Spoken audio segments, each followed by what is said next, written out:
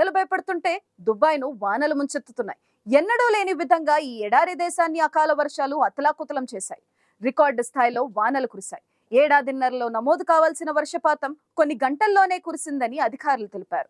ఎడతెరపు లేకుండా సుమారు గంటకు పైగా కురియడంతో దుబాయ్ ఒక్కసారిగా చిగురుటాకులా వణికిపోయింది. అయితే దుబాయ్ ఈ స్థాయి వర్షాలకు కారణమేంటి?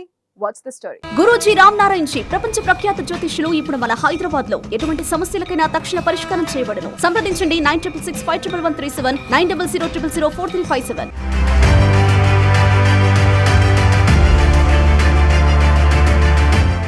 దుబాయ్ని వరదలు అతలాకుతలం చేశాయి. నీళ్లలో మునిగిన వాహనాలు, గాలులకు నేలకూలిన చెట్లు, వరద బీభత్సాన్ని దుబాయ్ వరదల ఫోటోలో చూడొచ్చు.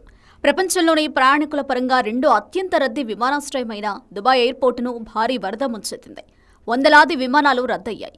దక్షిణ దుబాయ్కి 150 కిలోమీటర్ల దూరంలో ఉన్న కాతామ్ అల్ షిక్లా ఏరియాలో 24 గంటల్లో 254.8 మిల్లీమీటర్ల వర్షపాతం నమోదైంది. సాధారణంగా యుఏఈ అంతటా ఒక ఏడాదిలో కురిసే వర్షపాతానికి ఇది సమానం. గత 75 ఏళ్లలో ఇదే గరిష్ట వర్షపాతమని national meteorological centre of UAE చెప్పింది. దేశ చరిత్రలో ఇదొక అసాధారణ ఘటన అని యునైటెడ్ అరబ్ ఎమిరేట్స్లోని వాతావరణ నిపుణులు చెబుతున్నారు. పొరుగునే ఉన్న ఒమెన్లో భారీ వర్షాల కారణంగా 19 మందికి పైగా చనిపోయారు. సౌదీ అరేబియా, బహ్రెయిన్లను కూడా వర్షం వదలలేదు. పర్షియన్ గల్ఫ్ రీజియన్లో ఆదివారం మొదలైన తుఫాను సోమ, మంగళవారాల్లో రికార్డు స్థాయి వర్షపాతాన్ని నమోదు చేసింది. యుఏఈలో స్వల్ప సమయంలోనే మునుపెన్నడూ లేని విధంగా ఇంత వాన ఎందుకు కురిసింది?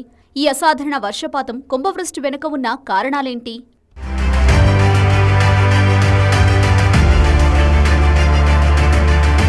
యునైటెడ్ అరబ్ ఎమిరేట్స్ తీరంలో ఉండే దుబాయ్ వాతావరణం సాధారణంగా చాలా పొడిగా ఉంటుంది. దుబాయ్లో ఏడాదికి సగటున 100 మిల్లీమీటర్ల కంటే తక్కువ వర్షపాతం నమోదవుతుంది. కానీ అప్పుడప్పుడు ఇక్కడ విపరీతమైన వర్షం కురుస్తుంది. సాధారణంగా ఇక్కడ ఏప్రిల్ సగటు వర్షపాతం కేవలం 8 మిల్లీమీటర్లు. దుబాయ్కు 100 కిలోమీటర్ల దూరంలో ఉన్న అలయిన్ నగరంలో తాజాగా కేవలం 24 గంటల్లోనే దాదాపు 256 మిల్లీమీటర్ల వర్షపాతం కురిసింది. అల్పపీడన వాతావరణం, తేమ వంటివి ఈ వర్షాలకు ప్రధాన కారణంగా చెప్తున్నారు. ఈ భూభాగంలో దీర్ఘకాలం పాటు అనావృష్టి, ఆ తర్వాత ఓ పద్ధతి లేకుండా భారీ వర్షాలు కురుస్తాయనే సంగతి ప్రపంచానికి తెలుసు. అయినప్పటికీ తాజా వానల్ని మాత్రం ఖచ్చితంగా అరుదైనవిగానే చెప్పాలని శాస్త్రవేత్తలు చెబుతున్నారు.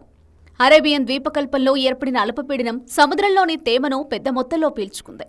సాధారణం కంటే అధిక తేమ, గాలి ఉష్ణోగ్రతలు ఈ రీజియన్లో భారీ తుపానును సృష్టించాయని వాతావరణ శాస్త్రవేత్తలు చెబుతున్నారు.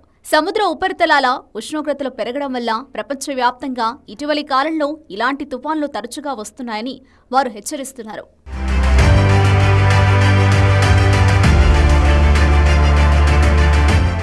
దుబాయ్లో కురిసిన అసాధారణ వానలకు వాతావరణ మార్పు ఎంతవరకు కారణమో ఖచ్చితంగా లెక్కించడం సాధ్యం కాదు. దీనికోసం వాతావరణ మార్పులకు కారణమయ్యే సహజ, మానవ కారకాలపై పూర్తిస్థాయి శాస్త్రీయ విశ్లేషణ అవసరం. ఈ విశ్లేషణకు చాలా కాలం పట్టొచ్చు. అయితే ఈ రికార్డు స్థాయి వర్షపాతం వాతావరణ మార్పులను ప్రతిబింబిస్తుంది. సులభంగా చెప్పాలంటే వేడి గాలిలో మరింత ఎక్కువ తేమ ఉంటుంది. ఒక్కో డిగ్రీ సెల్సియస్కు అదనంగా దాదాపు 7% తేమను కలిగి ఉంటుంది. ఈ తేమ వర్షం తీవ్రతను పెంచుతుంది. వర్షం తీవ్రత రికార్డు బ్రేకింగ్ స్థాయిలో ఉంది. ఇది వేడెక్కుతున్న వాతావరణ పరిస్థితులను ప్రతిబింబిస్తోంది. గాలిలోని అధిక తేమ తుఫానులను సృష్టిస్తుంది. కుంభవృష్టి కురవడం ఫలితంగా భారీ వరదలు వస్తాయని శాస్త్రవేత్తలు చెబుతున్నారు. భూగోళం వేడెక్కుతుండటంతో ఈ దశాబ్దం చివరి నాటికి దాదాపు యుఏఈ అంతటా వార్షిక వర్షపాతం దాదాపు 30% పెరగొచ్చని ఇటీవల ఒక అధ్యయనం సూచించింది. మానవులు చమురు, గ్యాస్, బొగ్గును కాల్చడం కొనసాగిస్తే వాతావరణం వేడెక్కుతూనే ఉంటుంది. వర్షాలు మరింత తీవ్రరూపం దాల్చుతాయి. వరదలతో ప్రాణనష్టం జరుగుతూనే ఉంటుందని శాస్త్రవేత్తలు హెచ్చరిస్తున్నారు.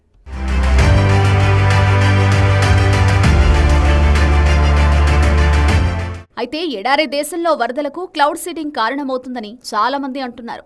క్లౌడ్ సీడింగ్ అనే 2 పదాల కలయికతో క్లౌడ్ సీడింగ్ అనే పదం ఏర్పడింది. ఇది వింతగా అనిపించవచ్చు, కానీ సాధారణ భాషలో చెప్పాలంటే మేఘాలలో వర్షపు విత్తనాలను నాటే ప్రక్రియను క్లౌడ్ సీడింగ్ అంటారు. విత్తనాలుగా అంటే ఉత్ప్రేరకాలుగా silver iodide, potassium chloride, sodium chloride వంటి పదార్థాలను వాడతారు. విమానాల సహాయంతో ఈ పదార్థాలను మేఘాలలో వెదజల్లుతారు. ఈ పదార్థాల్లో మేఘల్లో ఉండే నీటి బిందువులను ఘనీభవించేలా చేస్తాయి. తర్వాత ఈ మంచు ముక్కలు ఇతర మొక్కలకు అతుక్కుపోయి మంచు రేఖలుగా ఏర్పడతాయి. ఈ మంచు రేఖలు తర్వాత వర్షంలా నేలను చేరతాయి. కృత్రిమ వర్షాల కోసం దశాబ్దాలుగా ఈ పద్ధతిని వాడుతున్నారు. నీటి కొరతను అధిగమించడానికి ఇటీవలి ఏళ్లలో యుఏఈ కూడా ఈ టెక్నాలజీని ఉపయోగించింది. వరదలు వచ్చిన కొన్ని గంటల్లోనే కొందరు సోషల్ మీడియా వేదికగా దేశంలో ఇటీవల చేపట్టిన క్లౌడ్ సీడింగ్ వల్లే ఈ ప్రతికూల వాతావరణ పరిస్థితులు ఏర్పడ్డాయని ఆరోపించడం మొదలుపెట్టారు.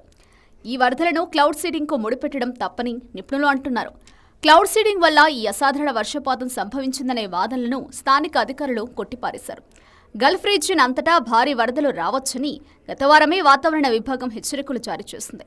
ఈ వరదల రాకను ముందే అంచనా వేశామని BBC weather metrologist mat Taylor చెప్పారు. ఒక సంవత్సరంలో కురిసే వర్షపాతం అంతా 24 గంటల్లోనే పడొచ్చని ముందే కంప్యూటర్ మోడళ్ల ద్వారా తెలిసిందని ఆయన వెల్లడించారు.